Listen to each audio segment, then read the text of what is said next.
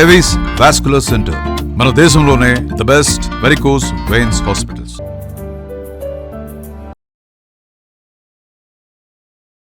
నమస్తే జయ. రమగారు ఏదైనా చిన్న సిరీస్ స్టార్ట్ చేద్దామా? అరేబియన్ నైట్స్ చెప్తా. ఓకే.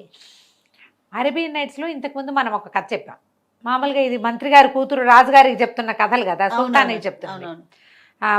ఒక మనిషి కోతిగా ఉన్నవాడు ఒక కోతి మాట్లాడి చివరికి మనిషిగా మారి ఒకడిని వాడి తాయెత్తు అవన్నీ పోగొట్టి మొత్తానికి మళ్ళీ రాజకుమార్తె దగ్గర చేరుస్తుంది. అతను సుల్తాన్ అయ్యాడు. ఆ సుల్తాన్ కథ అనమాట ఇది. ఓకే. అయితే ఈ మర్కట యువకుడు వెళ్ళిపోయిన తర్వాత, సుల్తాన్ అయిన తర్వాత రాజుగారి కూతుర్ని పెళ్లి చేసుకున్నాడు. ఆయన పెళ్లి చేసుకుంటే సుల్తాన్ అయ్యాడు. అయిన తర్వాత అతనికి ఏమనిపించేది, ఈరోజు ముసలాళ్ళు ముత్కాళ్ళు వాళ్ళు వీళ్ళు పెద్దవాళ్ళు మంత్రులు వీళ్ళందరూ కాదు, వీళ్ళెవ్వరూ తెలివిగలవాళ్ళు కాదు, వీళ్ళంతా ప్రపంచాన్ని చూడాలి, ఈ రాజ్యాంగమే ఏమిటో ఇవే రాజకీయాలు చేస్తారు, అద్భుతమైన వ్యక్తులు ఎవరితోటైనా మాట్లాడాలని ఉండేది. అయితే ఒక వజీర్ అంటే ఈయనకి చాలా ఇష్టం. ఆయన కొంచెం యంగ్, వీళ్ళిద్దరూ ఒకే వయసు వాళ్ళు అనమాట. అప్పుడు వాళ్ళు ఏం మాట్లాడుకున్నారు, అస్సలు తెలివిగల వాళ్ళు, విషయ పరిజ్ఞానం ఉన్నవాళ్ళు, జ్ఞానులు అంటే పిచ్చివాళ్ళు, జ్ఞానం ఎక్కువై పిచ్చెక్కుతుంది వాళ్ళకి. పిచ్చివాళ్ళు అంటే అజ్ఞానులు పిచ్చెక్కదు, విపరీతంగా చదివి జీవితంలో ఏవేవేవో అద్భుతాలు సాధించేసి వాటిని పట్టే బ్రెయిన్ లేక పిచ్చివాళ్ళు అయిపోతారు. అందుకని పిచ్చివాళ్లతోటి మాట్లాడాలి మనం. అక్కడికి వెళ్దాం అనుకున్నారు. అయితే సరే, ఈ రాజకీయ జీవితం ఇవన్నీ కూడా విసుగుపుట్టేసినాయి నాకు. జ్ఞానులతోటి మాట్లాడాలి, ఏమైనా కొత్త విషయాలు తెలుసుకోవాలి. ఎప్పుడు ఇవే కనపడుతున్నాయి కదా అంటే సరే వజీర్ అన్నాడు, మారుస్థాన్ అంటారు. మారిస్థాన్ అంటే వీళ్ళని అట్టపెట్టేదన్నమాట. ఆ మారిస్థాన్లో ఈ ఊళ్ళలో దొరికిన పిచ్చి వాళ్ళను కూడా అందులో పడేస్తారు. ఏదో వాళ్ళకి వైద్యం జరుగుతూ ఉంటుంది, వాళ్ళు ఎవరి గదుల్లో వాళ్ళు పడి వాళ్ళ లోకాల్లో వాళ్ళు ఉంటారు. ఆ మారిస్థానికి వెళ్దాం అనుకుంటారు. మారిస్థానికి వెళ్తే అక్కడ ఒక అధికారి ఉన్నాడు, ఎవరు లేరు, ఖాళీగా ఉందంతా. ఇదేమిటి ఇదంతా ఖాళీగా ఉందంటే, ఈ మధ్య మొన్న మీ వివాహం అయినప్పుడు చాలామందిని వదిలేసామండి, అందరు వెళ్ళిపోయారు, కేవలం ముగ్గురే ఉన్నారు, వాళ్ళు విడివిడిగా ఉంటారు, గొలుసులతో వేసి కట్టేసి ఉంచుతాం వాళ్ళని అన్నాడు. అనేసరికల్లా వాళ్ళు చాలా తెలివిగల వాళ్ళని నువ్వు నమ్ముతావా అని అడిగాడు సుల్తాన్. అడిగితే అధికారి అన్నాడు, ఎందుకు నమ్మనండి, వాళ్ళు ఇంతంత ఉద్గ్రంథాలు చదివేస్తూ ఉంటారు, పుస్తకాలు కావాలంటారు, పుస్తకాలు సప్లై చేస్తాం, చదువుకుంటూ ఉంటారు, ఎవరి లోకంలో వాడు ఉంటాడు. వాళ్ళు ముగ్గురు ఒకే గుహలో 3 చోట్ల గొలుసులు వేసి కట్టబడి ఉంటారు. ఆ గొలుసులు అక్కడికి ఇక్కడికి కూడా వెళ్తాయి, బయటికి వెళ్ళిపోకుండా గొలుసులు లోపల కదలడానికి వీలుగానే ఉంటాయి. గొలుసులతో కట్టబడి ఉన్నారు. వాళ్ళు ఇంతంతలా ఉద్గ్రంథాలు చదివారు. ఒకటి చదివి పక్కన పడితే రెండో వాడు దాన్ని చదివి విసిరేస్తాడు. అలా చదివేస్తున్నారు, మీరు వాళ్ళతోటి మాట్లాడచ్చు, వాళ్ళ వల్ల మీకు చాలా జ్ఞానం వికసిస్తుంది అన్నాడు. అనేసరికి సరే సుల్తాను వజీరు ఇద్దరు వెళ్ళారు లోపలికి. వెళ్తే వాళ్ళు ముగ్గురు యువకులు, ఒకడిని మించి ఒకడు అందంగా ఉన్నారు. జీబు గడ్డాలు అవి ఉన్నా కూడా, గడ్డాలు ఆటే సంస్కారం లేని జుట్లు, చిరిగిపోయి పేలికలుగా ఉన్న గుడ్డలు ఉన్నా కూడా, కండలు తిరిగిన శరీరాలు, పొడుగ్గా పెద్ద పెద్ద పర్సనాలిటీలు, మొహాలు తళుక్కొని మరుస్తూ ఆ గడ్డాలతోటి కూడా ఏమిటి వీడు ఇంత బాగున్నాడు అనిపించేలాంటి భావం కలిగించేలాగా మెరిసిపోతున్నారు. ఏం కష్టం వచ్చి ఇలా పిచ్చివాళ్ళ ప్లేసుల్లో పడ్డారు, మారిస్థాన్లో పడ్డారు వీళ్ళు అని చెప్పి మొదటి పిచ్చివాడిని అడిగారు. బాబు నాయన ఏమిటి, నీకెందుకు ఇలా అయ్యావు నువ్వంటే, నాదొక విషాద కాదు అన్నాడు ఆయన. నీ విషాదం ఏమిటో చెప్పు, నీ జీవితంలో జరిగినవన్నీ తెలుసుకుని మా తాలూకు జ్ఞాన పుష్పాన్ని ఇంకొంచెం వికసింపజేసుకుంటాం. నీకేం చేయగలమో నువ్వు కథ చెప్పావు కదా, మాకు నీకు ఏదైనా ఇవ్వాలి కదా. సుమన్ టీవీ వాళ్ళు నాకేమైనా ఇచ్చినట్టు కాదు, నా వాక్యం చదివేసరికి ఎంత నవ్వొచ్చిందో. కథ చెప్తే ఏదైనా ఇవ్వాలి, ఒట్టిగా కథలు విని వెళ్ళిపోకూడదు. అమ్మయ్యా, మేము అలా చెయ్యట్లేదు. అదే అప్పుడు ఈ కథ విని నీకేమైనా న్యాయం చేయగలమేమో మేము చూస్తాం అంటే, ఈ కుర్రాడు ఏం చెప్పాడంటే, మాది అద్భుతమైన బట్టల వ్యాపారం అండి, నేను ఎక్కడెక్కడి నుంచో సిల్క్ బట్టలు అవి తెప్పించేవాడు. ఓకే. చాలా బ్రహ్మాండంగా వ్యాపారం జరిగేది, చాలామంది నన్ను చూడ్డానికి కూడా వచ్చేవాళ్ళు. వీడు అందంగా ఉన్నాడు కదా. అయితే ఒకనాడు ఒక ముసలావిడ వచ్చింది. అసలు ఆవిడ వచ్చి వస్త్రాలు చూసి మైమర్చిపోయి మరి వస్త్రాలు బోల్డంత కొనుక్కుంది. నేను బోల్డ్ ఖరీదు చెప్పాను, గజం 5 దినారాలంటే బోల్డంత రేటు ఆ రోజుల్లో. ఆవిడ ఏం పర్వాలేదని అద్భుతమైంది, ముట్టుకుంటే మాసిపోయేలాగా ఉండేటువంటి సిల్క్ తానులు కొన్ని కొనుక్కుంది, పట్టుకెళ్ళింది. మళ్ళా 15 రోజులకి మళ్ళీ వచ్చింది, మళ్ళా కొనుక్కుంది. ఆవిడ అట్లా అలవాటైపోయింది నాకు. అయితే ఒకనాడు ఏమందంటే, మా రాణి గారికి నువ్వు తెచ్చే వస్త్రాలంటే చాలా ఇష్టం మా యువరాణికి, నువ్వు ఏదైనా కొత్తది తెప్పించినప్పుడు మా రాణికి ఇవ్వాలి నువ్వని అన్నది. అంటే నేనేమన్నానంటే ఈ వస్త్రం చూపించడానికి ఒక కొత్త వస్త్రం తీసేసరికల్లా ఆవిడ చాలా ఇంప్రెస్ అయింది. ఎప్పటిదాకా ఉన్న సిల్క్ వేరు, ఈ ప్రత్యేక సిల్క్ వేరు. ఇది ఏకంగా 50 దినారాలు గజం. నేను ఎట్లా కొంటాను నాయన, ఇంత ఖరీదు పెట్టి నేను కొనుక్కెళ్ళలేను కదా, మరి నువ్వు కానీ వచ్చి మా యువరాణికి చూపించావంటే ఒప్పిస్తే ఆమెకు నచ్చితే కనుక నువ్వు వస్త్రం అక్కడే అమ్మేసి వచ్చేసేయచ్చు. ఓకే, నువ్వు అక్కడికి రా, నువ్వు ఈ వస్త్రం ఇచ్చి డబ్బులు కూడా తీసుకుంది, కానీ ఇది పెద్ద అమౌంట్, నేను ఇవ్వగలిగే అమౌంట్ కూడా కాదు, ఒకవేళ నచ్చుబాటుగా ఉంటే అని ఆ ముసలావిడ నన్ను చేసింది. సరే రమ్మంటోంది కదా, వెళ్దాం అనుకున్నా. కొంచెం దూరం వెళ్ళాక ఆవిడ ఏమందంటే, నాయన నువ్వు భలే అందగాడివి, మరి మా సందంతా రకరకాల ఆడవాళ్ళు నిన్ను చాలా ఇబ్బంది పెడతారు, మరి నీ మొహం కనపడకుండా ఉంటుంది, నువ్వు కూడా వాళ్ళకేసి వీళ్ళకేసి చూసేవనుకో ఏదైనా ఇబ్బంది వస్తుంది మళ్ళీ చూడు, అందుకని నీకు సిల్క్ రిబ్బన్ కట్టేస్తానే కంటికి అంది. సరేనన్న. సరే అంటే ఆవిడ మా వాకిట్లో మేము బయటికి వెళ్ళంగానే నా కంటికి గుడ్డ కట్టేసి నన్ను నడిపించుకుంటూ తీసుకుపోయి ఎన్ని సందులో మారాం. అక్కడ చుట్టుపక్కల వాళ్ళు ఏవో మాట్లాడుతున్నట్టు, అన్నీ ఆడవాళ్ళు ఏమన్నట్టు జాజులు దవనాలు అవి ఇవి పువ్వుల వాసనలు వచ్చినాయి నాకు. మరి సందులు మారుతున్నామని తెలిసింది. ఏ వీధులు దాటేమో కూడా నాకు అర్థమైంది. అన్ని వీధులు దాటి ఒక లోపలికి తీసుకెళ్ళింది. ఒక భవనంలోకి వెళ్ళి నా కంటి గుడ్డ బూడదీసి, ఇక్కడే ఉండు, నేను యువరాణికి గుడ్డ చూపించొస్తానని నేను అక్కడ నుంచున్నాను. తీరా చూస్తే ఓ పక్కన నా దగ్గర ఎప్పుడు పట్టుకొస్తుంది కదా ఈవిడ, 100 గజాలు 150 గజాల గుడ్డ, ఇంతంత గుడ్డ మోసుకెళ్తుంది, అంతా ఓ పక్కన పోగులా పోస్తుంది. అది వస్త్రాలు కట్టుకోవడానికి వీలైన ఖరీదైన గుడ్డని ఓ చోట కర్టెన్లుగా కుట్టబడింది. వీడి దగ్గర గజం 50 రూపాయలకి తెచ్చి దాంతో కర్టెన్లు కుట్టారు. అంటే ఇది చాలా చిన్న కుటుంబం కాదు వీళ్ళది, చాలా ఉన్నతమైన కుటుంబం. అక్కడి నుంచి సరే నేను పరదాలు ఉన్నాయి, నేను అట్లా చూసుకుంటూ కొద్దిగా లోపల వైపుకి వెళ్ళాను. ఆ ముసలావిడ నాకేదో షర్బత్ ఇచ్చింది తెచ్చి, అది తాగి అట్లా లోపలికి వెళ్ళాను. ఒక పెద్ద మండపం. అక్కడి నుంచి ఎంతమందో అందగత్తెలు ఒకళ్ళు చొప్పున వాళ్ళు ఏం చేశారు, వచ్చి బోల్డ్ అని సిల్క్ బాలీసులు అవన్నీ వేసి కూర్చోవడానికి తక్తులు అవి అమర్చారు. ఓ 50 మంది ఎట్ ఏ టైం కూర్చునేటట్టుగా చుట్టూతా పరుపులు గుండ్రంగా వేశారు. మరి ఒక్కో అమ్మాయి ఎంతంత బాగున్నారో వాళ్ళు దుంపలు దిగ మొత్తం గుంపంతా వచ్చారు. వచ్చిన తర్వాత గువ్వలన్నీ వాలిన తర్వాత వాటి రాణి వచ్చినట్టుగా ఒక మహాద్భుత సౌందర్యవతి అయినటువంటి ఒక అమ్మాయి వచ్చింది. అసలు ఆ అమ్మాయిని చూసేసరికల్లా మూర్ఛపోయినట్టు అయిపోయాను నేను. ఎంత అందంగా ఉందో, చెప్పరాని సౌందర్యం. నేను అని నోరు తెచ్చుకుని చూస్తూ ఉండిపోయాను. వాళ్ళంతా ఏవో పాటలు పాడారు, పద్యాలు పాడారు.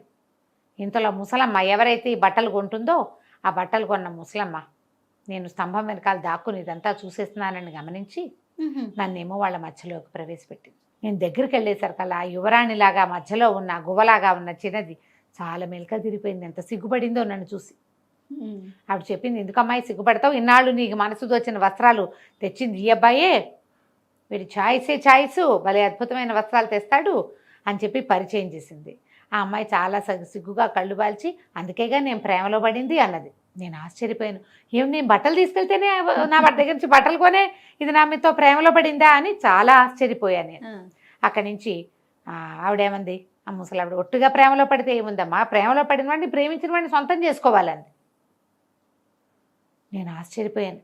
ఇదేమిటి ఇప్పుడు ఎట్లా, నేనేం చేయాలరా దేవుడా అని చాలా బెంగ పెట్టుకున్నా. నాకు అర్థం కాల. వాళ్ళు అన్నారు, ఏముంది ఈయన్ని పిలిస్తే పెళ్లి చేసేసుకోవచ్చు, ఖాజీని పిలిస్తే పెళ్లి చేసేసుకోవచ్చు అన్నారు. పెళ్లి చేసేసుకోవచ్చు అంటే నాకు ఆ అమ్మాయిని వదిలి వెళ్ళాలని లేదు, ఆ పెళ్ళి ఏమిటో నాకు తెలియలే. కాసేపట్లో చక్కగా నన్ను తీసుకెళ్లారు, శుభ్రంగా స్నానం చేయించేశారు. నా యుగాల నుంచి నా మీద ఉన్న మురికంతా వదిలించేసిన ఫీలింగ్ వచ్చింది. అంత అద్భుతమైన స్నానం, మామూలు స్నానం కాదు అది. ఎంత బాగా స్నానం చేయించారు. నేను అసలు పువ్వులే అయిపోయాను. అంటే వీడు మామూలుగా స్నానాలకు వెళ్ళడం తెలుసు వాళ్ళకి, ఇది ఏదో అద్భుతమైన మహల్ స్పెషల్. అక్కడి నుంచి తీసుకెళ్లారు. మరి ఖాజీ వచ్చాడు, నీకు కుబుల్ హై అని అడిగారు. నేను సరేనన్నాను. ఇక నేను ఎన్ని రోజులు ఆ ఇంట్లో గడిపేశానో నాకు తెలియదు. నా భార్య నేను స్వర్గసుఖాల్లో తేలిపోతూ ఉన్నాం. చాలా రోజుల తర్వాత ఒకరోజు రాత్రి కల్లో మా అమ్మ కనపడింది. తల్లుంది వీడికి, తెగేడుస్తుంది మా అమ్మ. అయ్యో మా అమ్మ నా కోసం బెంగ పెట్టుకుంటోందేమోనని పొద్దునే లేచి నేను దిగాలుగా మొహం పెట్టుకున్నాను. అయితే నా భార్య అంతా ఇంటికి దిగాలు పడుతున్నావు ఏమైందని అడిగింది. నేను అడిగితే మా అమ్మని చూడాలనుంది అంటే వెళ్ళిరా, కొద్ది రోజులు ఆవిడతో ఉండి మళ్ళీ రా అంది. మరి నా వ్యాపారం అన్నాను. వెళ్ళినాళ్ళు వ్యాపారం చేసుకో, మధ్య మధ్యలో వస్తూ పోతూ ఉండు కానీ అని చెప్పింది. సరే బాగానే ఉంది. నన్ను కంటికి నల్ల సిల్క్ దారం పరదా కట్టేసి తీసుకుపోయారు. ఆ ఇల్లో నాకు తెలియదు, అది ఎక్కడికి వచ్చానో నాకు తెలియదు. తీసుకెళ్ళారు, ఇంటి దగ్గర దింపారు. మా అమ్మని చూసుకున్నా, వ్యాపారం చూసుకున్నా, మళ్ళీ బిజినెస్ చేసుకున్నా. ఓ 15 రోజుల తర్వాత ముసలిది వచ్చింది. మళ్ళీ సిల్క్ ఇది కట్టేసి రిబ్బన్ కట్టేసి తీసుకుపోయింది. 15 రోజులు నా భార్య నేను అమిత సౌఖ్యాల్లో మునిగి తేలాం. మళ్ళీ వెనక్కి వచ్చేవాడిని. ఇట్లా కొంతకాలం గడిచింది. నేను బహు అందగాండి, మీరు చూస్తున్నారు కదా నన్ను అన్నాడు. అవునన్నారు వీళ్ళు, రాజుగారు, సుల్తాను, వజీర్. అయితే ఒకనాడు ఒక ఆవిడ ఒక వస్తువు తీసుకొచ్చింది. ఏమిటది? ఒక బంగారు కోడి పుంజు ఇంత బొమ్మ. ఇది అమ్మటానికి వచ్చాను అని వచ్చింది కొట్లోకి. వచ్చేసరికల్లా ఆవిడ భలే బాగుంది, మనిషి చక్కగా ఉంది. నా భార్య అంత కాదు కానీ భార్య అంటే అలవాటైపోయింది. ఈవిడ బాగుంది. ఆవిడ ఏమంది, ఇది అమ్ముతాను అంటే నేనేమనుకున్నానంటే 15 రోజులైంది, 2-3 రోజుల్లో ఇవాళ రేపో వాళ్ళు ఎవరో ఒకళ్ళు వచ్చి నన్ను తీసుకెళ్తారు.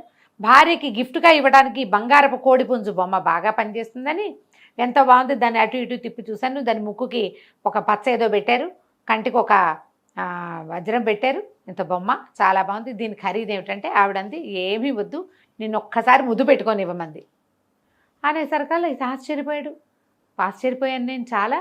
కానీ ఏం చేయను, నాకేమో ఆ వస్తువు నచ్చింది, భార్యకి ఇద్దామనే సంకల్పం వచ్చేసింది. సరే ఒక ముద్దే కదా పెట్టుకొని ఇస్తే సరిపోతుంది అనుకున్నాను. ఆవిడ నా బుగ్గ మీద ముద్దు పెడుతూ కటిక్కను కొరికేసింది, నెత్తురు కారేటట్టుగా కొరికింది. నేను విదిలించుకున్నాను. ఆవిడ నవ్వుతూ పక్కపక్కలాడుతూ వెళ్ళిపోయింది. బొమ్మ మాత్రం నా దగ్గరే వదిలిపెట్టింది. నేను ఈ చెంప మీద కారే నెత్తుర్ని అద్దుకున్నాను కానీ అది సన్నగా కారుతూనే ఉంది. ఇట్లా నీకు ముద్దు పెడతానని ప్రతి వాళ్ళు ఒక ముక్క కొరుకు తినేస్తే ఇంకా నేనేం బతుకుతానని నేను ఆశ్చర్యపోయాను. సాయంకాలం అయ్యేసరికల్లా ముసలిది వచ్చింది. 2 గంటల్లో నన్ను తీసుకెళ్ళటానికి రావటమే ధూమధూమలాడుతూ వచ్చింది. నా మొహం కేసి అధోలకంగా చూసింది. నేను ఈ కోడిపుంజు బొమ్మ పుచ్చుకున్నాను. ఆవిడ నా కంటికి సిల్కు రిబ్బన్ కట్టేసింది. ఇంటికి మోసుకుపోయింది, నన్ను తీసుకెళ్ళిపోయింది. దారికి తీసుకెళ్ళి అక్కడికి వెళ్ళాం. లోపలికి వెళ్ళేసరికల్లా నేను మధ్యలో దీనికి ముందు అసలు ఈవిడ ఎవరు ఏమిటి, ఈ ఇల్లు ఏమిటి, ఇంత స్వర్గంలా ఎందుకుంది అని దాసీల్లో ఒక దాన్ని పట్టుకుని వీడు అడిగేట, ఈ అమ్మాయి ఎవరు ఏమిటి అని అడిగితే, రాజకుమార్తె నిన్ను ప్రేమించింది, యువరాణి నిన్ను ప్రేమించింది కాబట్టి ఈ దారిలో నిన్ను ఇంటికి తీసుకొచ్చి పెళ్లి చేసుకుంది అంతేనంది, ఇంకేం విషయాలు చెప్పలేదు నాకు అన్నాడు అని చెప్పాడు మధ్యలో. అయితే ఇప్పుడు ఏమైంది, వెళ్ళేసరికల్లా మొత్తం బోళ్ళంత మంది ఆడవాళ్ళు ఉంటారుగా, జనాలలో 50 మంది చెలికత్తలు ఉన్నారు ఆవిడకి. అందరూ నన్ను ధుమధుమలాడుతూ చూస్తూనే ఉన్నారు. చెంప మీద సన్నగా నెత్తురు కాడుతుంటే ఒకతో చిన్న కర్చీఫ్ ఇచ్చింది అద్దుకోని. నేను అద్దినా సరే ఇట్లా నొక్కేసరికి మళ్ళీ రాదు, మళ్ళా నెత్తురు వచ్చింది. నేను లోపలికి వెళ్ళి నా భార్యకి ఇదిగో నీకోసం బహుమతి తెచ్చానని కోడిపుంజు చూపించబోయేసరికల్లా ఆవిడ చేతులు చాపకుండా ఎవరక్కడ అని అరిచింది. ఇంతలో ఏమైంది, ఓ 4 జమాజట్టీలు లాంటి ఆడవాళ్ళు ఒక దుప్పట్లో ఉన్న దాన్ని దేన్నో మోసుకొచ్చారు. అదేమిటి, పొద్దున్న నాకు ముద్దు పెట్టిన అమ్మాయి మెడ, దాని బాడీ. ఆ అమ్మాయిని చంపేసి దాని తలని దాని గుండెల మీద పెట్టి ఓ దుప్పట్లో పడేసి మోసుకొచ్చారు వాళ్ళు. నేను అది చూడగానే కేవ్వమని కేక పెట్టాను. నా భార్య వెంటనే తీసుకెళ్ళి పిచ్చి వాళ్ళ స్థాయిలో పారేయండి అన్నది. నేను మోసం చేశానని, దాని ఎవరికో ప్రతి వాళ్ళకి బుగ్గలిస్తున్నావు నువ్వు, నీ పరిస్థితి ఇక్కడ కాదని నన్నేమో ఇక్కడ పడేయించింది. నేను స్పృహ తప్పిపోయాను. స్పృహ వచ్చేసరికల్లా గొలుసులు కట్టేసి ఇక్కడ ఉన్నాను బాబు, ఏం చేయను, నా జీవితం ఇలా అయిపోయిందని ఉద్గ్రంథాలు చదువుతూ కనీసం జీవితంలో ముందుకెళ్దామని పుస్తకాలు చదువుకుంటున్నాను, నన్ను పిచ్చివాడిని చేశారని చెప్పాడు. సుల్తాన్ ఆశ్చర్యపోయాడు. నీకు ఆ ఇల్లు తెలుసా అన్నాడు. మామూలుగా తెలియదండి, కానీ మా ఇంటి దగ్గర కనుక సిల్కు దారం ఏదైనా రిబ్బన్ కడితే దారులు ఆ వాసనలు నాకు తెలుసు, కుడి ఎడమ తెలుసు, 3 సార్లు వెళ్ళే నేను అనగానే వజీర్ అన్నాడు, పదండి తీసుకెళ్దామన్నాడు. ఇద్దరు మొత్తం ఆ పిచ్చివాడిని మోసుకుపోయారు, తీసుకెళ్ళారు. వాడు బాగానే తిరుగుతున్నాడు. వాడు వాకిట్లో నుంచోబెట్టారు. వాడిని కంటికి ఒక సిల్క్ రిబ్బన్ కట్టారు నల్లది. ఆ కంచి రెక్కపుచ్చుకుంటే వాడే వాడిని బారా లాక్కుంటూ తీరుకుంటూ వెళ్ళిపోయారు. తీరా అది ఎక్కడికి చేరింది, పాత సుల్తాన్ గారి 3వ కూతురు ఇల్లు అది. ఓహో, సుల్తాన్ కూతురు ఈ బట్టలమ్మే వాడిని ప్రేమించి వాడిని తన ఇంటికి తెచ్చుకోవటం కోసం ఆ ముసలమ్మని పంపించింది అనమాట. అక్కడి నుంచి ఈయన తలుపు కొట్టాడు. తలుపు కొడితే ఇది మారుటి కూతురు. వాళ్ళు 3, 7, 9 భార్యలు ఉంటారు సుల్తాన్లకి, ఒక కూతురు అన్నమాట. బేగంలకు బోల్డ్ ఆస్తులు పాస్తులు ఇస్తారు కదా. అదే తలుపు తీసేసరికల్లా వాళ్ళు ఆశ్చర్యపోయారు సుల్తాన్ని చూసి. ఈ కొత్త సుల్తాన్ కదా ఈయన, ఇప్పుడు రాజుగారి అఫీషియల్ కూతురు మొగుడు, ఇవన్నీ అనఫీషియల్ కూతుళ్ళు అనమాట. ఓకే. వాళ్ళు మొహమాటంగా లోపల తీసుకెళ్ళారు. తీసుకెళ్తే అమ్మాయిని కేకేసి ఆయన, అమ్మాయి నీ మొగుడు ఇంకెవరికి బొగ్గలు ఇవ్వకుండా మేము చూసుకుంటాం, వీడిని క్షమించి నువ్వు భర్తగా యాక్సెప్ట్ చేయి, ఎందుకంటే వీడికి ఏం కావాలో నేను ఇస్తానని చెప్పాను, వాడికి పెళ్ళాం కావాలని కోరుకుంటున్నాడు, అది నువ్వు కాబట్టి ఇక నుంచి వీడు వేరే రకంగా చేయడు, పైగా వీడేమి ఇంకా వ్యాపారాలు అవి చేయడు, నా దగ్గర ప్రతిహారిగా ఉంటాడు. సుల్తాన్ ఎక్కడికైనా వెళ్తుంటే ఫస్ట్ వెళ్ళేది వీడు, ఒకటో ప్రతిహారిగా వీడిని నియమించుకుంటున్నాను, కాబట్టి నువ్వు నీ పాత విషయాలన్నీ మర్చిపోయి వీడెవరో అమ్మాయికి చెంపలిచ్చాడనే సంగతి నువ్వు గుర్తుపెట్టుకోకుండా వీడితో కాపురం చేయి అని చెప్పాడు. సరేనని ఒప్పుకుంది.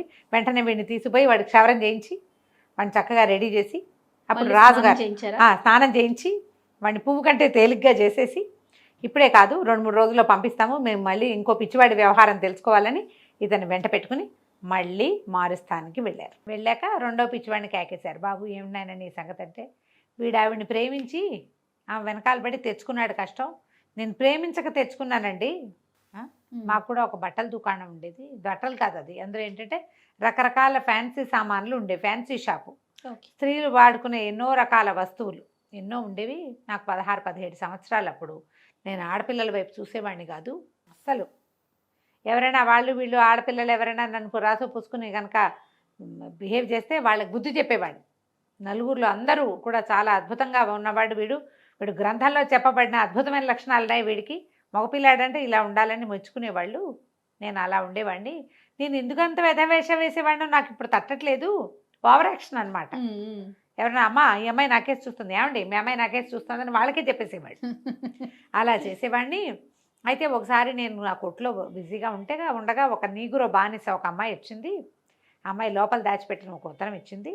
మా యజమానురాలు నిన్నెంతో మెచ్చింది, నీ మీద ఈ కవిత్వం రాసింది చదవమంది, అది ఆ కాగితం గులాబీ రంగులు అత్తర్ వాసనలు వెదజల్లుతుంది, నేను ఆ కాగితం చూడలేదు, ఆ కాగితాన్ని చింపి దాని మొహాన్ని కొట్టాను, దాని చెంపలు పగలగొట్టాను, గదిలోంచి మా కొట్లోంచి బయటికి తోసేశాను, దిక్కుమాలదానా ఇట్లాంటివి తెస్తావా, నా వ్రతం పాడు చేస్తావా అని నేను చాలా తిట్టాను, నువ్వెంత రోతగా ఉంటావో నీ యజమానురాలు అంత రోతగా ఉంటుంటుంది, దాని ఉత్తరం అంతకంటే రోతగా ఉంది, ఇంకోసారి అడుగు పెట్టావో చంపేస్తానని చాలా గొడవ చేశాను.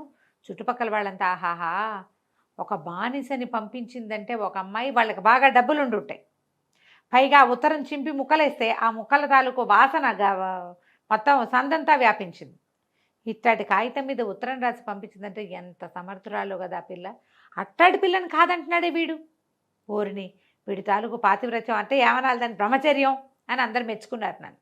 కొన్నాళ్ళు గడిచి క్రమంగా నేను రకరకాల విద్యల్లో ఆరితేరే, మెల్లిగా నేను జనాలకు తెలియకుండా వాళ్ళతో వీళ్ళతో చిన్న చిన్న స్నేహాలు అవి చేసే కానీ ఎవరికీ తెలియదు. నాకు ఒక 23 ఏళ్ళు అలా వచ్చినాయి, వివాహానికి యోగ్యత అది. ఒక 4 ఏళ్ళు అయింది ఈ ఉత్తరం వచ్చి, 20 ఏళ్ళు దాటినాయి నాకు. అయితే ఒకనాడు కొంతమంది ఆడవాళ్ళతో కలిసి ఒక మహాద్భుత సౌందర్యవతి మా కొట్టుకొచ్చింది. నీ దగ్గర ఆడవాళ్ళు ధరించే వస్తువులు ఏమున్నాయి, ఫ్యాన్సీగా ధరించేవి ఏమైనా ఉన్నాయా అని అడిగారు. అడిగితే చాలా ఉన్నాయన్నారు. చాలా ఉన్నాయని చెప్పాను నేను. వాడి దగ్గర ఏంటంటే బంగారం లాంటి లోహంతో చేసి, ఇప్పుడు మన 1 గ్రామ్ లేదు అలాంటివి అనమాట. అయితే ఆవిడ ఏం చేసింది, అమ్మాయి నాకు సూట్ అయ్యే వస్తువులు చూపించమని ముందు ఈ చెవులకు పెట్టుకునేవి, ఈ చెవులకు సరిపోతాయా అని పైన ముసుగు తీసింది. ఆ అమ్మాయి వెనకే చూస్తూ ఉండిపోయాను నేను, ఎంత అందంగా ఉందో, అసలు మీ మొహానికి సరిపోయే వస్తువు లేదండి మా దగ్గర అని చెప్పాను నేను. అదేమిటి మా నాన్న నేను చాలా అనాకారిని అంటాడే, ఇట్లా పుట్టావంటాడు నన్ను అంటే, అదేంటి మీ నాన్న గుడ్డా అన్నాను నేను. ఏమో మా నాన్న అట్లాగే అంటాడు, మా ఇంట్లో వాళ్ళంతా నా అంత అనాకారిది లేదంటారని చెప్పింది. పిల్ల 5'4", 5'5" ఉంది పొడుగు. అసలు ఆ అమ్మాయి చేతులు పాదాలకు పెట్టుకునే పంజాబులు ఉన్నాయా అని పాదాలు చూపిస్తే ఆ పాదాలని కావలించుకుందామనిపించింది నాకు. ఎంత సుకుమారంగా ఉన్నాయి, హంసల జంటలాగా ఉన్నాయి అవి. అదేమిటి మా నాన్న అట్లా అంటే ఏనుకాళ్ళలా ఉన్నాయి నా కాళ్ళు అంటాడే అంటుంది అమ్మాయి. నడువుకు పడ్డాను, ఆ నడువు ఎంత సన్నగా ఉందో, పిడికిట్లో ఇమిడిపోయేలాగా ఉంది. అదేంటి నాది గేదె నడువు అన్నాడు మా నాన్న అంటుంది. నగలన్నీ నేను వేస్తుంటే ఒక్కొక్క అమ్మాయి ఏం చేస్తుంది, బాడీ చూపిస్తోంది వీడికి. పాదాలు చూపించింది, చేతులు చూపించింది, బాజుబంతులు చూపించింది, మెడ చూపిస్తోంది. ఇన్ని ఒక్కొక్క చోట వలువ తీసి చూపిస్తుంటే తెలుపు మెరిసిపోతోంది, ఒక గులాబీ రంగు కలిసిన తెలుపు, అమిత నాజుకు, ముట్టుకుంటే వదలలేనట్టుగా ఉంది, ముట్టుకుంటే మాసిపోయేటట్టుగా ఉంది. కానీ మా నాన్న నాకున్న అష్టవంకరలతో పుట్టాను నేను అంటాడు మా నాన్న. నాకు గూనె అంటాడు, నాకు నడ్డి అంటాడు, నాకు కాళ్ళు లావు అంటాడు. టోటల్గా మా నాన్నకి నేను జబ్బుదాన్ని అని చెప్పింది. అంటే కాదండి, మీలాంటి అద్భుత సౌందర్యవతి ఉంటే ఎవడైనా పెళ్లి చేసుకుని పండగ చేసుకుంటాడని చెప్పాను నేను. చెప్తే అదేమిటి మరి ఆ పండగ ఏదో నువ్వే చేసుకోవచ్చుగా అంది. అంతకంటే భాగ్యమా అన్నాను నేను. అయితే మా నాన్న నొప్పించాను. మా నాన్న ఎవరు అంటే ఆ షేక్ అలీ ఫజల్ అని చాలా గొప్ప డబ్బులు ఉన్నవాడు. ఆయన చాలా మర్యాదస్తుడు, ఊళ్ళో చాలా డబ్బులున్నాయి. కాకపోతే నువ్వు వెళ్ళి నన్ను పెళ్ళికి అడిగావనుకో, మీ అమ్మాయిని నాకు ఇచ్చి పెళ్లి చేయండి, నాకు గూనె అంటాడు, నాకు నడ్డి అంటాడు, నాకు అష్టజబ్బులు ఉన్నాయంటాడు. ఆయన ఎంత మర్యాదస్తుడంటే తన పిల్లకి లేని అవలక్షణాలన్నీ చెప్తాడు. మా బాబు మా పిల్ల మీకు తగింది కాదండి, మీరు మహాద్భుతులు అద్భుతంగా ఉన్నారు అంటాడు. అయినా సరే అని చేసుకోవాలి. మరి నువ్వు చేసుకుంటావా అంది. చేసుకుంటానన్నాడు. ఇంతకంటేనా? అయితే సరే, రేపు పొద్దునే ఎండెక్కాక, పొద్దుటి ప్రార్థన అయిపోయాక ఎండెక్కాక ఫలానా చోట ఉందిగా మా ఇల్లు, తెలుసు కదా షేక్ అలీ ఫజల్ గారి ఇల్లు, అక్కడికి వెళ్ళు, ఆయన్ని పెళ్లి కొప్పించు అని చెప్పి చక్కగా ఈ మహాసౌందర్యం నాకు చూపించిందిగా, అదన్నీ మళ్ళీ పరదాల్లో కప్పుకుని తన చెలికత్తలతో కలిసి వెళ్ళిపోయింది. ఇక రాత్రి ఎలా తెల్లవారిందో నాకు తెలీదు. అసలు గడవలా రాత్రి. ఇది ఎప్పటికి తెల్లారుతుందరా దేవుడా అనుకున్నా. ఒక మహావిరహ సముద్రంలో నన్ను ముంచేసి వెళ్ళిపోయింది ఆ సౌందర్యవతి. మర్నాడు నేను చక్కగా తయారై ఉదయకాల ప్రార్థనలు అవి ముగించుకుని కొంచెం నాష్టా చేసి అలీ ఫజల్ గారి ఇల్లు వెతుక్కుంటూ వెళ్ళా. భవనం అది, అందులోకి వెళ్ళా. ఆయన చక్కగా గడ్డము అది ఉండి ముచ్చటగా ఒక సౌందర్యవతికి తగిన తండ్రిగానే కనపడ్డాడు ఆయన నాకు. మర్యాదకు లోటేం లేదు ఆయన దగ్గర. ఆయన దగ్గరికి వెళ్ళి, బాబు ఎవరండి మీరు, ఏమిటి అన్నాడు. ఫలానా చోట ఒక షాప్ ఉంది, నాకు నా పేరు ఇదని పేరు చెప్పుకున్నాను. నేను ఒక 23-24 సంవత్సరాల మహాద్భుత సౌందర్యవంతుడైన యువకుడిని మీకు కనపడుతున్నా కదా. నన్ను చూసి ఆయన చాలా ముచ్చటపడ్డాడు. నువ్వు నాయన ముచ్చటగా ఉన్నావోయ్, నీ వ్యాపారం కూడా నీ అందానికి తగిందేను అని మెచ్చుకున్నాడు. అప్పుడు ఏ విషయం మీద వచ్చావా అని నన్ను అడిగాడు. ఎందుకు వచ్చావు నాయన అని అడిగితే, మీ అమ్మాయిని ఇచ్చి నాకు పెళ్లి చేయండి అని అడిగాను. ఆయన నిర్ఘాంతపోయాడు. బాబు నా పిల్లకి పుట్టాడు జబ్బు నాయన అన్నాడు. నేనేమో నాకు పర్వాలేదన్నా. మా అమ్మాయికి గూనుంది నాయన, గొగ్గిపళ్ళు, మూతి అది వంకర తిరిగిపోయింది, ఆ పిల్ల పెళ్లి చేసుకునేందుకు యోగ్యమైంది అది కాదు, దానికి చిర్రవచ్చు. నువ్వు చూస్తే ఇంత అంతగాడివి నాయన, మా పిల్ల. ఈయనేమో ఏమిటి ఇటా వర్ణిస్తాడు, ఆ పిల్ల జుట్టు ఎటా ఉంది, జలతారలా ఉంది దాని జుట్టు, ఎవడో ఇటాటివి చెప్తాడు, పెళ్లి చేయడం ఇష్టం లేక ఈయన చెప్తున్నాడు అని. ఏం పర్వాలేదు, అయినా సరే అన్నాను. బాబు నేను నీకు ముందే చెప్తున్నాను, నా భార్య పిల్లని ఒక నెల ముందు కనేసింది. నెల ముందు ఒక అర్ధరాత్రి పూట చీకట్లో భయపడి పురుడొచ్చేసింది. అట్లా తల్లి భయపడటం వల్ల నా పిల్లకి అన్ని అష్టవంకర్లు వచ్చినాయి నాయన, అది ఎంతకాలం బతుకుంటుందో కూడా తెలీదు అంటే ఈయన, ఓహో నెల ముందు పుట్టడం వల్లే అంత నాజుగ్గా ఉంది ఆ అమ్మాయి అనుకున్నాను నేను. ఓహో ఏమైనా సరే నాకు ఓకే అన్న. సరే అక్కడి నుంచి, బాబు నేను ఇంత గొప్పవాడిని, నీకు తెలుసు కదా, మా పిల్లకి ఆడపిల్లల కట్నం ఇస్తారు మగవాళ్ళే. ఏంటంటే ఒకవేళ ఆ పిల్లని వదిలేసేటట్టయితే దాన్ని మెహరో ఏదో అంటారు జయ, ఇంత డబ్బు ఇస్తాము అని. అదేం లెక్క, నేను ఆ పిల్లని ఎందుకు వదులుతాను, అది ఎట్లా ఉంది, జలతారు కన్యక, మెరుపు తీగ, మామూలు విద్యుల్లత కాదు అది, దాన్ని ఎందుకు వదులుతాడు. అసలు ఎవడైనా బుద్ధున్నవాడు అంత సౌందర్యవతను వదిలిపెడతాడా, అది పొట్టాడుకోరైనా సరే. అదేమో అట్లాంటిది కాదు, వచ్చింది కదా అద్భుతంగా మాట్లాడింది. అసలు మా పిల్ల మాట్లాడుతుంటేనే కవిత్వం చెప్తున్నట్టుగా ఉంది. దాని బట్టలు, దాని సొగసు, ఇవన్నీ ఊహించుకుని నేను పర్వాలేదని అన్నీ వీటితోటి మనసా వాచా కర్మణ షేక్ అలీ ఫజల్ గారి కుమార్తెకి నేను భర్తనవదలుచుకున్నానని, ఒకవేళ ఈ ఫెటాల ఆమెను కనుక నేను వివాహం వదిలేస్తే కనుక 20 లక్షల దినారాలు మెహర్గా సమర్పిస్తానని కాగితం రాసేసి ఒప్పుకున్నాను. అక్కడి నుంచి ఈ వివాహాల్లో ఏమిటి, ఎదురు బదురు ఏముండదుగా, ఆమ్నే సామ్నే ఉండదు. వాళ్ళ ముసుగు వేరు, వీళ్ళ ముసుగు వేరు. ఈయనకేమో ఏదో కడతారు, పువ్వుల జల్తా, ఇది ఏమంటారు దాన్ని, పువ్వుల పరదా లాంటిది. వాళ్ళేమో లోపల పరదాలో జనానాలో కూర్చుంటారు, కుబుల్ హై అంటారు, అంతే. అక్కడి నుంచి ఏం చేశారు, పెళ్లి చేసేశారు. నేను కుబుల్ అన్నాను, ఒప్పుకున్నాను. నాకు కావాలి ఆ సౌందర్యవతి, మరి ఇక రెండో దారి లేదు. ఒప్పుకున్నాను. ఆ అమ్మాయి కూడా ఒప్పుకుంది. సరే, ఆ రోజు సాయంకాలం మాకు సమాగమం ఏర్పాటు చేశారు. మంచం మీద, బాబు నా కూతురు అక్కడికి ఇక్కడికి రాలేదు, నువ్వే ఇక్కడ ఉండాలి నాయన, నీ గదిలోకి పంపలేము, ఆమె గదిలోకే నువ్వు వెళ్ళు, ఆమె కదిలే పరిస్థితిలో లేదన్నాడు. ఆయన ఏం చెప్తున్నాడో కూడా నాకు అర్థం కాలేదు. నేను ఊహల్లో తేలిపోతున్నా. ఇప్పుడు ఆ సౌందర్యవతితో గడపోతున్నాను, ఆమెతో మాట్లాడబోతున్నాననే ఊహే నాకు ఎలాంటి ఉత్తేజాన్ని కలిగించిందంటే ఆయన ఏం మొత్తుకుంటున్నాడో నాకు అర్థం కాలేదు. తీరా వెళ్ళాను. వెళ్ళిన తర్వాత ఆ అమ్మాయి ముసుగు కప్పుకుని ఒక ఎర్ర చీర మేలి ముసుగు ధరించి మంచం మీద ఒక తలవైపుకి ఆనుకొని కూర్చుంది. ముసుగు తీశాను. నా జీవితంలో చూడని ఒక అద్భుత దృశ్యాన్ని చూశాను నేను. ఒక భయంకర దృశ్యం, అద్భుతం అనకూడదు. ఆ అమ్మాయికి నేను అప్పుడు చూసిన ఆమెకి పళ్ళెత్తు, మెల్లకన్ను, కళ్ళు ఎంత, మూత ఎంత వెడల్పుందో ముక్కు అంత వెడల్పుంది. ఆమె కదిలేలాగా కూడా లేదు, పరమ గూనిది. దాని కాళ్ళు నిజంగానే ఏనుగు కాళ్ళు. నేను నిర్ఘాంతపోయాను, ఇదేమిటి అని. ఆ ముసలాయన మా పిల్లకి అది, మా పిల్లకి ఇది అని ఏం వర్ణించాడో, అన్నీ అవే. ఆ పిల్ల మా నాన్న నన్ను ఇట్లా అంటాడు అట్లా అంటాడు అని ఏం చెప్పిందో, దాని గూని, దాని నడ్డి, దాని ఏనుగు పాదాలు, దాని గొగ్గిపళ్ళు, దాని చిర్రబొచ్చు అన్నీ ఉన్నాయి ఇక్కడ. నేను నిర్ఘాంతపోయాను, స్పృహ తప్పి పడిపోయాను. ఏం చేయాలో తెలియలా నాకు. ఆ బయట ఉన్న బానిస ఎవడో నన్ను తీసుకెళ్ళి మంచం మీదకి చేర్చాడు. నాకు వేరే మంచం వేశారు, నన్ను దాని మీద పడుకోబెట్టారు. తెల్లవారు లేచి ఏం చెయ్యాలో తెలియలే. ఇప్పుడు ఈ అమ్మాయి నాకు వద్దంటే ఆయన ఏమంటాడు, నేను అవన్నీ ముందే చెప్పాను, నువ్వు వినలేదంటాడు. 20 లక్షల మెహర్ రాసి సంతకం పెట్టాను నిన్న సాయంత్రం. నా సర్వశక్తులు వడ్డినా నాకు 1 లక్ష కూడా రాదు, 20 లక్షలు నేను ఎక్కడి నుంచి ఇస్తాను? నిర్ఘాంతపోయాను, ఏం చేయాలో తెలియలే. పొద్దున్న లేచా, మెలకు వచ్చింది. సరే, స్నానం చేసి మరి ప్రార్థనకి వెళ్ళాను. ముందు రోజు పొద్దున్న ప్రార్థన చేసుకుని ఎంత ఉత్సాహంగా వచ్చాడు వీళ్ళింటికి.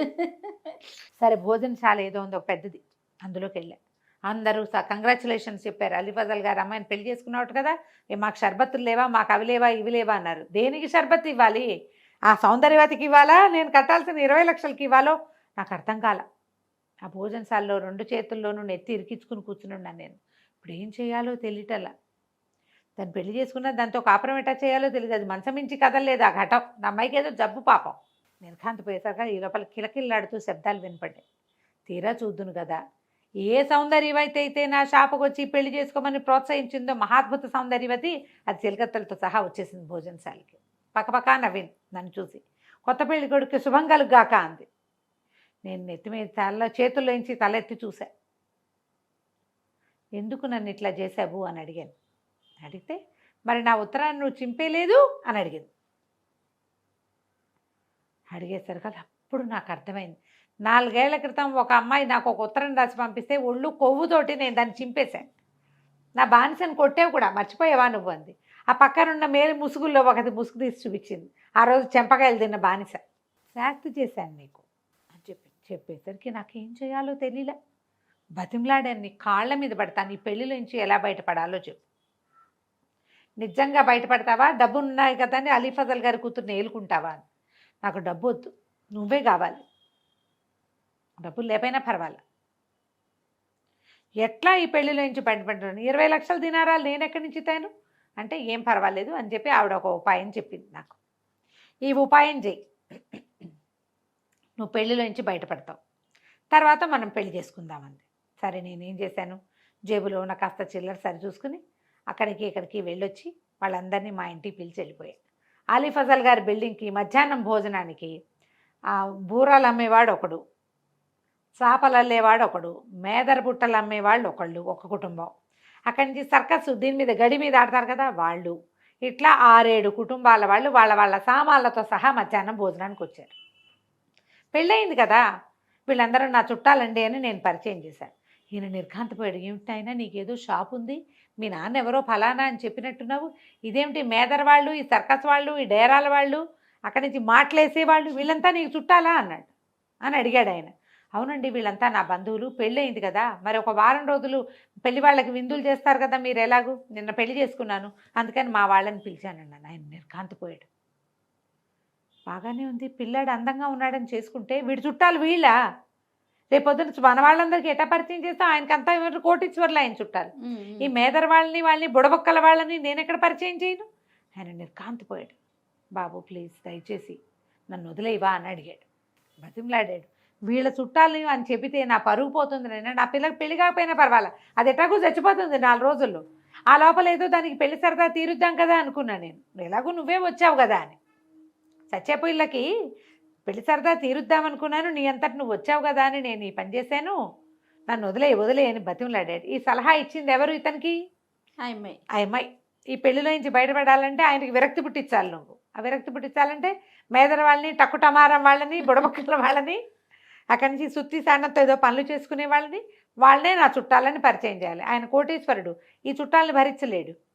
సరే బాబు, నువ్వు నాకు రూపాయి ఇవ్వక్కర్లా, నా పిల్లకి 3 మాటలు చెప్పేసి ఈ పెళ్ళి నాకు వద్దు వద్దు వద్దు అని చెప్పేసి వెళ్ళిపో, నువ్వు రూపాయి ఇవ్వద్దు, నేను నీకేమివ్వను, నువ్వు నాకేమి ఇవ్వద్దు అన్నాడు.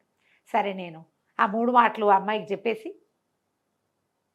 ఆ పెళ్ళిని వద్దనుకుని ఆ కాగితం చింపేసి నా చుట్టాలందరికీ తలా 1 రూపాయి చేతిలో పెట్టి హాయిగా ఎంజాయ్ చేయండి అని పంపించేసి నేను మళ్ళీ నాకు షాపుకి చేరాను. అక్కడి నుంచి ఆ అమ్మాయి నన్ను తన ఇంటికి పిలిపించుకుంది. అక్కడ ఎంత పెద్ద భవనమో అది, చాలా పెద్ద భవనం. ఆ భవనంలోకి ప్రవేశించాం. వాళ్ళు శుభ్రంగా స్నానం చేయించారు, మళ్ళీ ఈయనకు కూడా స్నానం అయింది. అక్కడి నుంచి పెళ్లి చేశారు. కుబుల్ హై అన్నాను, మళ్ళీ వచ్చి పెళ్లి చేశాడు. వీడు 2వ వాడు. సంతోషంగా ఉన్నాను నేను. అసలు 1 నెల రోజుల పాటు నా పెళ్ళాం ఒక కామపిశాచి అని అర్థమైంది నాకు. 1 నెల రోజుల పాటు నేను ఎక్కడికి వెళ్ళా, ఇంట్లోనే ఉన్నా, ఆమెతోటే గడిపాను. 1 నెల అయిన తర్వాత ఓ రోజు తెల్లవారేకి చెప్పాను, నాకు విశ్రాంతి కావాలి, నన్ను వదిలిపెట్టి అని. నీకు విశ్రాంతి కావాలా? అలాగే అంది. ఓ గ్లాస్తో మంచినీళ్ళు ఇచ్చారు. నేను నిద్రపోయాను. నీళ్ళు తాగాక మెలకు వచ్చాక ఇక్కడున్నా. మారిస్థాన్లో గొలుసులతో కట్టేయించి ఉన్నాడు. ఆ అమ్మాయి 1 నెల రోజులు వీడితో ఎంజాయ్ చేసి వీడు మొదట తనని కాదన్నందుకు శిక్షగా వాడిని పంపించేసింది.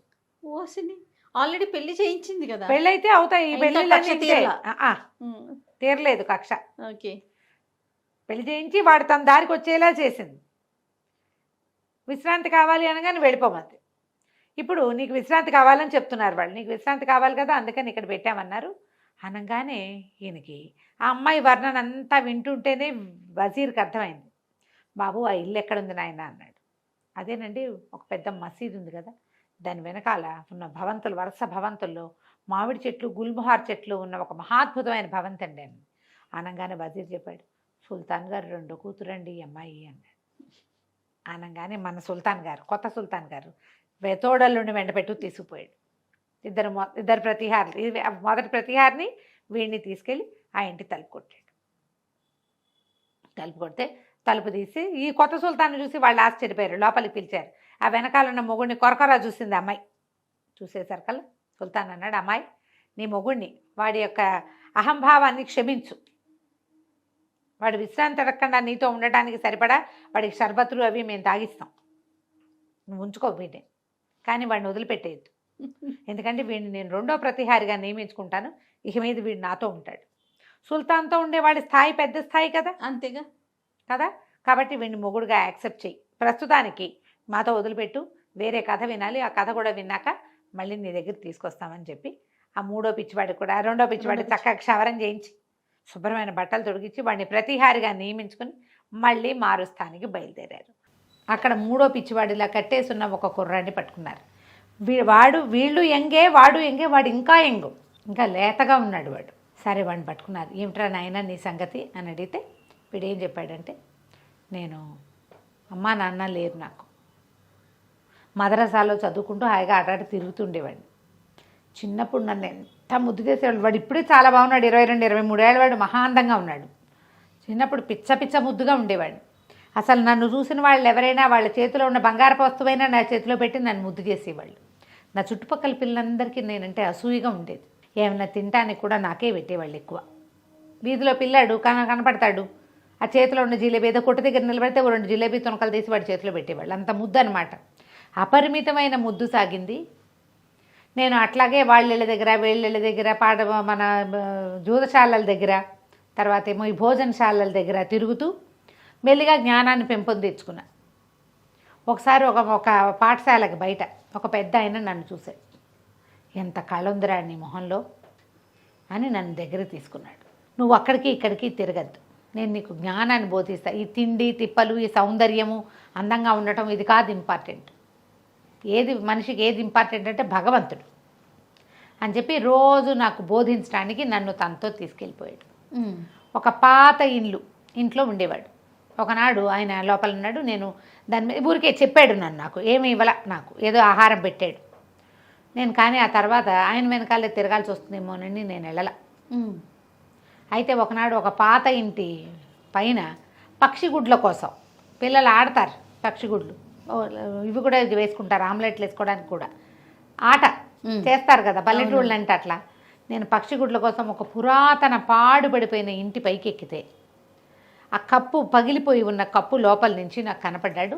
ఆ ముసలాయన నన్ను అంతకుముందు నా దగ్గరికి రాని జ్ఞానబోధ చేస్తానని చెప్పిన ఆయన లోపల పడుకుని కనపడ్డాడు. ఆయన పడుకుని తెల్లటి బట్టలతో ఆయన పడుకుంటే నాకు ఎంతో శాంతిగా అనిపించింది. సరే ఆయన కళ్ళు తెరిచి నాకు వైపు చూశాడు, పైకి చూసి రమ్మన్నాడు. అంతకుముందు నేను వెళ్ళల, కొంతకాలంగా నాకు తెలిసినా కూడా. ఇప్పుడు ఆ రోజు ఆకలితో ఉన్న నాకు ఆయన పిలుపు, ఆయన నాకు పెట్టిన ఆహారం, నాకు చేసిన హితబోధ నాకు ఎంతగానో ఉపయోగపడ్డాయి. నీకు రోజు ఆహారమే కదా కావాలి, వేళకి నీ తిండి పెట్టే పూచి నాదని ఆయన నాకు ఎన్ని విధాలో ఎన్ని విషయాలో బోధించేవాడు. ఇక నేను అల్లరి చిల్లరగా వాళ్ళ వాకిట్లో వీళ్ళ వాకిళ్ళల్లో అంగళ్ళ దగ్గర తిరగడం మానేశాను. గురువుగారు ఏమైనా డబ్బులు ఇస్తే వెళ్ళి ఏమైనా సామాన్లు పట్టుకొచ్చేవాడిని, వంట చేసుకుని తినేవాళ్ళం, ఇచ్చేవాడు. నాకు సరిపడా ఆహారం లభించేది. హాయిగా ఆయన దగ్గర అవి ఇవి చదువుకునేవాడిని. బోళ్ళంతా చదువు నేర్చుకున్నాను నేను. ఎంత పెద్ద ఉద్గ్రంథమైనా 2 గంటల చదువు వదిలి బారేసేవాడిని, అంత చదువు వచ్చేసింది నాకు. అపరిమితమైన జ్ఞానం వచ్చేసింది నాకు. 19 ఏళ్ళు వచ్చినాయి, వయసు వచ్చింది. సరే ఒకనాడు ఏమైంది, గురువుగారు పెద్ద బజార్లో ఉన్న ఒక కొట్లో ఇంచి ఏవో 2 వస్తువులు కొనుక్కురమ్మని చెప్పాడు. డబ్బులు ఇచ్చాడు. ఇచ్చాక డబ్బులు పుచ్చుకుని వెళ్తుంటే అటు పెద్ద బజారు, పెద్ద పెద్ద కొట్లు, అక్కడంతా నగల కొట్లు అవి ఉన్నాయి. ఒక గుంపు సమూహం వస్తుంటే ఆ వయసుకున్న క్యూరియాసిటీ తోటి ఆ గుంపు ఎవరా అని చూశాను నేను. కొంతమంది సైనికులు, కొంతమంది తృతీయ ప్రకృతులు. ఎందుకంటే ఈ సుల్తాన్ల దగ్గర వాళ్ళు ఎక్కువ ఉంటారు కాపలాలకి. ఒక అందగత్తెకి గొడుగులు పెట్టి తీసుకొస్తున్నారు ఒక అమ్మాయికి. ఎంత నాజుకో బొమ్మలా ఉంది. నేను చూస్తూ ఉన్నాను. ఇంతలో ఒక పెద్ద గాలి వచ్చి ఆమె వేసుకున్న మేలి ముసుగు ఎగిరిపోయింది. వీళ్ళు కూడా ఏవో ఇట్లా పరదాలల్లే పుచ్చుకుని వెళ్తున్నారు. ఆ పరదాలు లేచిపోయి పైకి ఎగిరిపోయింది. ఆ అమ్మాయి ముసుగు వేసుకుంది, ముసుగు ఎగిరిపోయింది. ఆ అమ్మాయి మొహం కనపడింది నాకు. నేను నోరు తెరుచుకుని చూస్తూ నుంచున్నాను. ఆమె నడిచినంత మేర చూశాను. తేవాల్సిన వస్తువులు మర్చిపోయాను. ఏం తేవాలో గుర్తులేదు. నడుచుకుంటూ పోయాను గురువుగారి దగ్గరికి. గురువుగారు ఏమిరా నాయన అట్లా ఉన్నావు అంటే, నేను అట్లాగే చూస్తున్నా గాల్లోకి. నా మొహం కళ్ళల్లోకి చూసిన ఆయనకు అర్థమైపోయింది. ఆయన అన్నాడు, వద్దురా నాయన, మనసు మరల్చుకో, ఈ పిచ్చిలో పడద్దన్నాడు. పడద్దంటే వీడు నాకు ఏమి స్పృహ తెలియలే. ఏమైనా తింటామంటే మళ్ళీ చూస్తానంట మొదలుపెట్టాను. ఇంకోసారి చూడాలి, తనివి తీరా చూడాలి, ఆ అమ్మాయిని మళ్ళీ చూద్దామని ఉంది నాకు. గురువుగారు నయానా భయానా మంచి మాటలతో చెప్పాడు. నేను ఏ మోక్ష సాధన వ్యవహారము చెవినేసుకోలే. కన్ను మూసినా తెరిచినా ఆ అమ్మాయి ఆయన అన్నం పెట్టాడు, నేనేం తిన్నానో కూడా నాకు తెలియదు.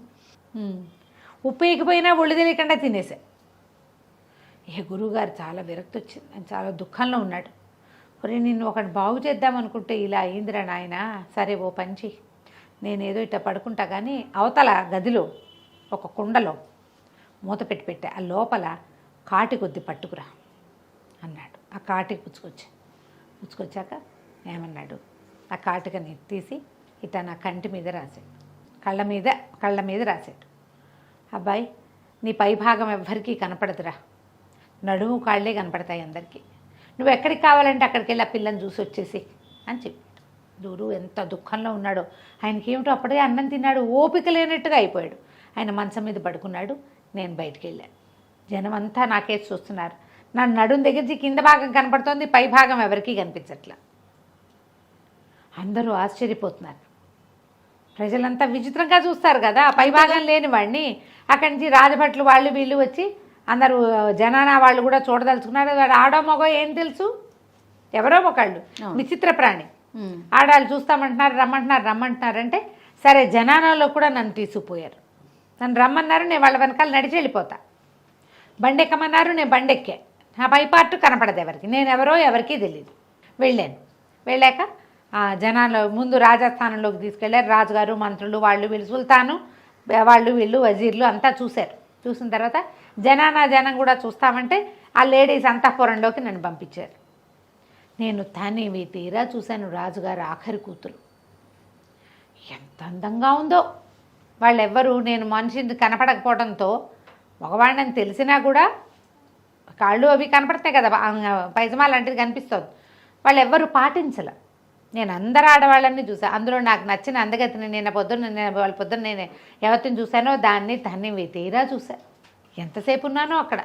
సరే చాలాసేపు చూసి చివరికి వాళ్ళంతా లోపలికి వెళ్ళిపోయాక హతాశున్నై తిరిగి వచ్చాను. సరిపోలేదు, ఇంటికి వచ్చేసా. వచ్చిన తర్వాత మా గురువు చాలా దుఃఖంలో ఉన్నాడు. ఆయనకు అసలు ఓపిక లేదు. ఆయన మంచం మీద పడిపోయినట్టుగా ఉన్నాడు. ఏరా నాయనా అన్నాడు. నేను అలాగే ఉన్నాను డల్గా. రోజులు గడుస్తున్నాయి. ఆయన ఏం చెప్పినా నేను ఏమీ చదువుకోలేకపోయా. ఆయన బుర్రకెక్కేలా చెప్పేవాడు. నాకు ఒక ముక్క అర్థమై చచ్చేది కాదు. అమ్మాయి మీదే ఉంది నా దృష్టి అంతా. 3 రోజుల తర్వాత 3 days గడిచాక నా గురువు చాలా దుఃఖంతో చెప్పాడు, ఇక నీకేది బుర్రకెక్కదురా నాయన, నువ్వు వెళ్ళి అమ్మాయి సాన్నిధ్యంలో ఉండాలనుకుంటున్నావు అంతే కదా, ఆ అమ్మాయితో ఉండాలి అంతే కదా. అంటే నేను అప్పటిదాకా ఆయన చదువుకో అది చెప్పండి ఏ ఒకదానికి తలోపల దీనికి మాత్రం ఊపేతల. ఊపంగానే ఆయన పరమ దుఃఖంతో, రే నాయన నువ్వేం చేస్తావంటే నా కోసం ఒక గోరీ తవ్వు, నన్ను అందులో పడుకోబెట్టు, నేను ఇక బతికేది లేదు, అయిపోయింది. అందులో ఉన్న కాటుకు ఉంది కదా, ఆ కాటుకు డబ్బా తీసుకుని కంటికి పెట్టుకో. మొన్న ఏం చేశాడు, కంటి మీద రాశాడు. ఇప్పుడు కంటికి నువ్వు ఎక్కడ ఎవ్వరికీ కనపడవు, నువ్వు హాయిగా వెళ్ళి నువ్వెవరిని చూడదలుచుకుంటున్నావు వాళ్ళ దగ్గర ఉండిపో. నిన్ను ఇంతకాలం చదువు చెప్పినా నీకు జ్ఞానం వచ్చేలాగా చేయలేకపోయా నేను. ఈ ప్రపంచం తాలూకు వ్యామోహాలు నిన్ను కూడా అందులోకి లాగేసుకున్నాయి, నా తపస్సు కూడా వృధానే అని చెప్పాడు. నేను పరమ దుఃఖంతో ఏడుస్తూ అయ్యో గురుగారు వెళ్ళిపోతారా అంటూనే గోరీ తవ్వేశాను. నీకు గోరీ తవ్వాల్సి వస్తే నాకు ఆ అమ్మాయి వద్దనలా నేను, అలా అనాలి కదా, అంతేగా. గోరీ తవ్వేశాను. గురువుగారిని గోరీలో పడుకోబెట్టాను. ఓర్ని ఆయనే చెప్పాడు గురువాజ్ఞ. అక్కడి నుంచి కాటుకు తీసి పెట్టుకున్నాను. నేను బయటకు వచ్చాను. నాకు తెలిసింది ఎవరు నన్ను చుట్టాల, ఎవరు చుట్టాల. వెళ్ళిపోయి నేను ఇంతకుముందు జనాలలోకి వెళ్తాను తెలుసు కదా నాకు, ఎవరు చూస్తారు నన్ను, నేను ఎలా పరిగెత్తినా ఏ బండి వెళ్తుంటే ఆ బండి ఎక్కేసినా నేను లోపలికి వెళ్ళిపోతాయి. జనాన లోపలికి వెళ్ళిపోయాను. రాత్రి అయిపోయింది. నేను అన్ని గదులు వెతుక్కుంటూ వెళ్తే సరే ఒక లోపలి గదిలో ఆ అమ్మాయిని చూశాను నేను.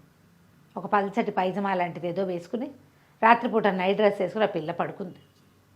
సన్నగా నాజుగ్గా ఉన్న పిల్ల చక్కగా బోర్లా పడుకుని ఒక కాలు పైకి ఒక కాలు కిందకి పెట్టుకుంది. చాలా ప్రొవోకేటింగ్ పోస్చర్లో పడుకున్నది. అంత సంతోషం తట్టుకోలేకపోయాను నేను. ఏం చేశాను, నడుము మీద గిల్లాను. ఆ పిల్లకే ఉవ్వమని కేక పెట్టేసరికి వాళ్ళ అమ్మ నా దాది పరిగెత్తుకుంటూ వచ్చారు. ఎందుకే అంటే నన్ను ఎవరో గిల్లారంటే ఏదో కుట్టు ఉంటుందంటుంది దాది. అంతా వెతికారు, ఎక్కడ ఏమీ కనపడలా. అయితే ఏమైంది, ఆ దాది ముసలిది భలే తెలివిగలది. ఏదో వాసన వస్తోంది ఇక్కడ, ఏదో మగవాసన, ఎవడో మగవాడు సంచరిస్తున్న వాసన ఉంది ఈ గదిలో అని చెప్పి అంతా వెతికారు. ఎక్కడా ఏమీ కనపడలేదు. వీళ్ళకి ఏం డౌట్ వచ్చింది, పిల్ల నడుము మీద చూస్తే దాని తెల్లటి నడుము మీద గిచ్చినట్టు కనపడుతోంది. గిచ్చితే ఎర్రపడదు. ఇదిగో ఎవరో గిచ్చారు. ఇది కుడితే ఒక రకంగా ఉంటుంది, గిచ్చితే ఇంకో రకంగా, అద్దంలో చూపించారు దానికి, అదేమో గిచ్చినట్టుగా తెలుస్తోంది. ఎవరో ఉన్నారు ఇక్కడ, దీన్ని ఏం చేయాలి. అక్కడి నుంచి ఎవరినో పిలిచిన తృతీయ ప్రకృతిలో ఒకళ్ళిద్దరు వచ్చి అంతా వెతికారు, ఏమీ కనపడలేదు. వీడు ఇక్కడే ఉన్నాడు. వాళ్ళందరినీ చూస్తున్నాడు. ఆ పిల్ల మించి కళ్ళు తిరగటల్లా నాకు, నేను అక్కడే నుంచున్నా. అయితే ఈ దాదంది అలా కాదు, ఒంటిపేడ తీసుకురండిరా, ఒంటిపేడని పేటికెళ్ళి ఉంటాయి కదా, పేడ ఎండిపోతే ముక్కలుగా గడ్డలుగా తయారవుతుంది. ఆ పొగ వేస్తే భూతాలకి వేటికైనా తుమ్ములు వస్తాయి, భూత తాలూకు లక్షణం ఏదో ఉంది ఇక్కడ అని చెప్పి ఎద్దు పెంటికలు ఒంటి పెంటికలు తెప్పించడానికి బయటికి పంపించింది వాళ్ళిద్దరిని, ఆ తృతీయ ప్రకృతులు ఇద్దరిని. వాళ్ళు ఏం చేశారు, బయట నుంచి పట్టుకొచ్చారు. ఈ లోపల ముసలిది ఏవో మంత్రాలు చదువుతూ గదంతా తిరిగింది. నేను దాని చేతులకు తగలకుండా అటు ఇటు తప్పుకుంటూ, స్పర్శకి తగులుతాడు వీడు, స్పర్శకి తగులుతారు, మనిషి ఉన్నట్టు తెలుస్తుంది, ఎవరినో తగిలేమని కనపడ్డంతే. తప్పించుకుంటూ తిరిగాను, అటు ఇటు తిరుగుతూ ఉన్నాను. ఈ ముసలిది ఏం చేసింది, విపరీతమైన దిక్కుమాలిన వాసన వచ్చే ఆ ఒంటి పెంటికలు తెప్పించి దాని మీద ఏదో గుగ్గిలం అవి వేసి అంటించి పొగబెట్టింది. రాకుమార్తెమో ముక్కు గుడ్డడ్డం కట్టుకుంది, రాణిగారు బయట నుంచింది. ఆ పొగకి నాకేం కాలేదు కానీ కళ్ళు మండటం మొదలుపెట్టినాయి. కళ్ళల్లోకి వెళ్ళిపోయి పొగ. కంట్లోకి పొగ వెళ్తే ఏం చేస్తాం మనం? తుడవడం మొదలు పెడతాం. తుడిచేసరికల్లా నాకు బుద్ధి లేదు. నిజానికి గురువుగారి దగ్గర కాటక డబ్బీ ఉంది. గురువుని గోరులో పడకబెట్టినా కాటక డబ్బీ ఉంది కదా, ఆ డబ్బా తెచ్చుకోవద్దు. నేను ఆ డబ్బా తెచ్చుకోలే. అవసరం అవుతుందని తెలియలే నాకు. కాసేపు చూసి ఓ పూట ఇక్కడ గడిపి వెళ్దాం అనుకున్నా. ఎప్పుడైతే ఈ కన్ను తుడవటం మొదలుపెట్టానో కంటికి కాటికి కాస్త కరిగిపోయింది. 2 కళ్ళలోకి వెళ్తే పొగ ఒక కంట్లోకి వెళ్ళి ఊరుకోదు కదా, కళ్ళు పైగా ఇట్లా నలుపుతాం. ఇట్లా నలిపేసరికల్లా కాటికంతా చేతికంటేసింది.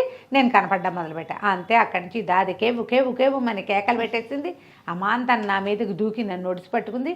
దాని కేకలు విన్న బయట ఉన్న తృతీయ ప్రకృతులు ఇద్దరు, అక్కడి నుంచి బయట అవతల ఉన్న సైనికులు అందరూ జనాలలోకి దూరిపోయారు. అక్కడి నుంచి నన్ను పట్టుకున్నారు, చిత కొట్టేశారు, తీసుకొచ్చి ఇక్కడ కట్టేశారండి అన్నాడు. అనగానే అప్పుడు వీళ్ళకి తెలిసింది రాండ్స్ గారి ఆఖరి భార్య తాలూకు కూతురు ఆ పిల్ల.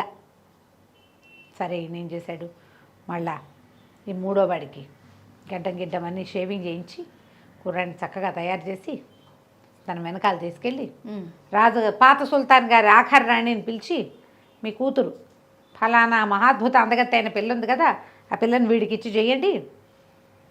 ఏముంది, వాళ్ళ పెళ్ళిళ్ళు సులువు చేసేస్తే వీడిని 3వ ప్రతిహారి కింద నేను పెట్టుకుంటాను. వీడు పిచ్చివాడిగా చలామణి అవుతున్నాడు. వీడు పిచ్చివాడు కాదు, పెద్ద జ్ఞాని దగ్గర బాగా చదువుకున్నాడు, బోళ్ళు ఉద్గ్రంథాలు అవి చదివాడు, పైగా వాడు మీ అమ్మాయి మోహంలో చిక్కుకుని ఉన్నాడు అని చెప్పాడు. తర్వాత చక్కగా 3వ వాడికి ఆ రాజుగారి కూతురుని, సుల్తాన్ గారి ఆఖరి కూతురునిచ్చి పెళ్లి చేసేశారు. తర్వాత ఈ కొత్త సుల్తాను ఈ 3 పిచ్చివాళ్ళని తన దగ్గర 3 ప్రతిహారులుగా నియమించుకుని తనతో పాటే ఉంచుకున్నాడు. కథ కంచికి మనం ఇంటికి. బాగుందండి. నమస్తే రమ్మ. నమస్తే జయ.